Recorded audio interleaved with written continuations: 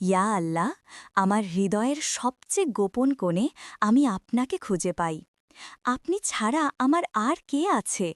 এই পৃথিবীতে সবাই যখন আমাকে ছেড়ে যায়, তখন আপনিই আমার একমাত্র আশ্রয়।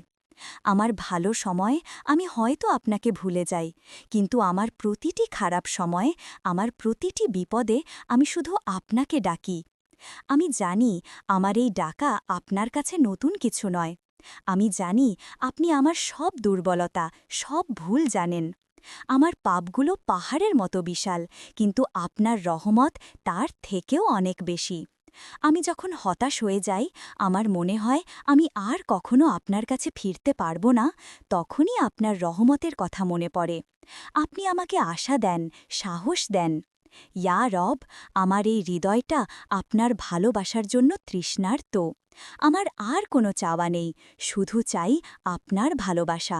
আমার সব পাপকে ক্ষমা করে দিন, আমার দুর্বলতাকে শক্তিতে পরিণত করুন। আমাকে আপনার এতটুকু ভালোবাসা দিন, যেন আমি আমার জীবনের বাকিটা সময় আপনার সন্তুষ্টির জন্য কাটাতে পারি। আমিন।